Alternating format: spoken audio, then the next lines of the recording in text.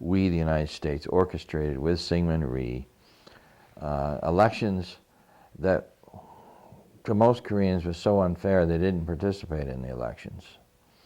And there were political parties that were desperately trying to assert this autonomous Korea that were just totally preempted by the bullying of Syngman Rhee in concert with the U.S. ambassador and the U.S.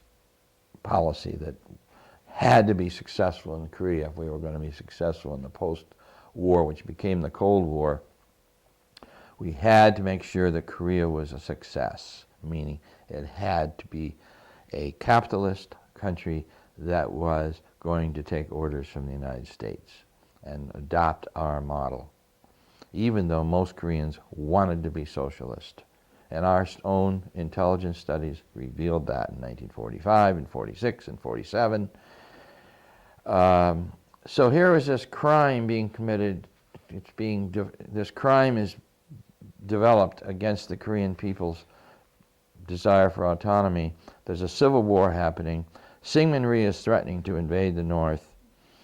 After the election in 48 in the South, the North Koreans had their own version of an election, and at that point we had a North Korea and a South Korea that had specific governments that had been created as a result of this division that was enforced upon all Koreans. So from 48 to 50, there were armed incursions going back and forth, the DMZ, perhaps as many as 2,000 a year, meaning 4 and 5 and 6 a day, going back and forth. At any one of those points, one could have declared that a war had started across this line. Nobody knows exactly what happened on June 25th, 1950. It is clear that there had been an attempt by Syngman Rhee's forces to, on that day, as there had been on many days, to overwhelm some North Korean positions near the DMZ on the west side of the country, and that there had been an effort by the North Koreans to repel the South Koreans again back into back below the 17th parallel. And there certainly were plans on both sides in 49 and 50 to make a more deep penetration to try to stop this. Well, from the Syngman Rhee point of view, he constantly stated in the press that he wanted, whether the United States allowed him or not, he was going to, at some point, militarily decide that Korea was going to be unified, and that he had enough troops and enough equipment from the United States to overwhelm the North Koreans. And the North Koreans, I'm sure, at different times were saying, how long can this go on? At some point when we get our strength enough, we're going to have to push these Koreans back to Seoul and say, look, this is Korea, this is not the United States. And by the way, the Russian troops left in 48 from North Korea. So there were no Russian troops in North Korea after 48.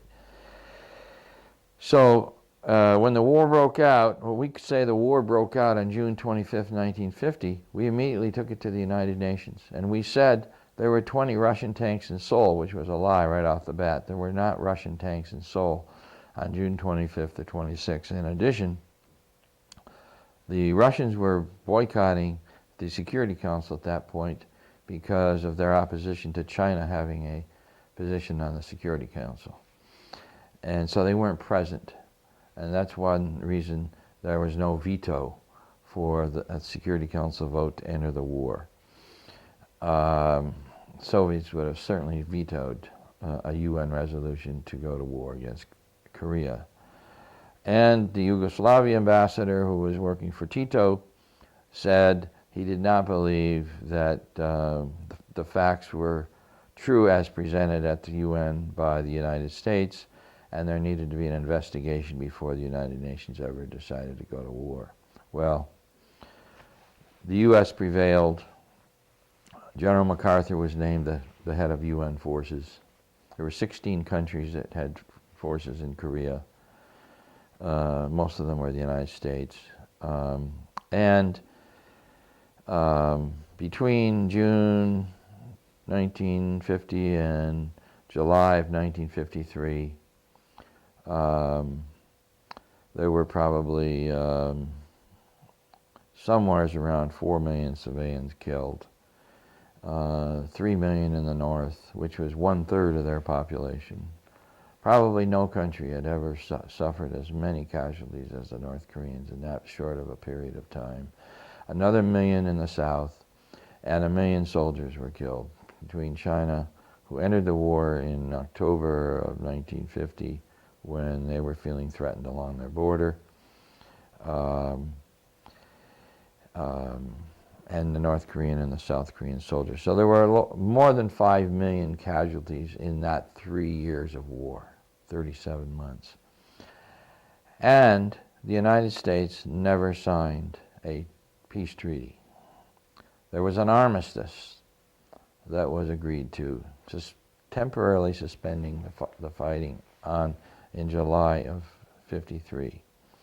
Well, from 1953 to the present, which is a period of 53 years, there has been no peace treaty signed with Korea. And there has been one demonization effort after another for 53 years to constantly portray the North Koreans as evil, demonic, totally unresponsive to reason.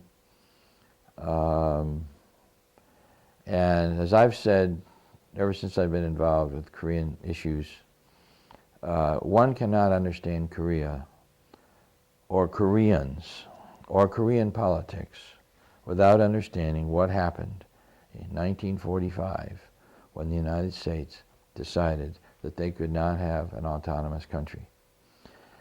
And that has created a feeling deeply embedded in the Korean consciousness of rage, of grief.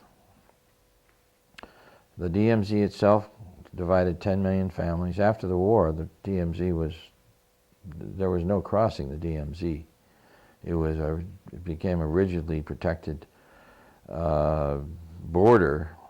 Those living north couldn't come south, and those south couldn't go north. And now there's a wall, that whole 150 miles across the peninsula, a 20 or 25-foot wall that literally, physically separates the two countries, even though Koreans themselves historically do not even have minorities.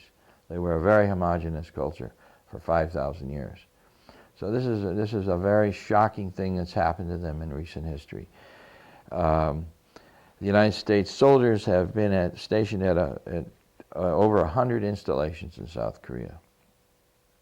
They have committed several 100,000 crimes against the Korean people in the 50 years of occupation.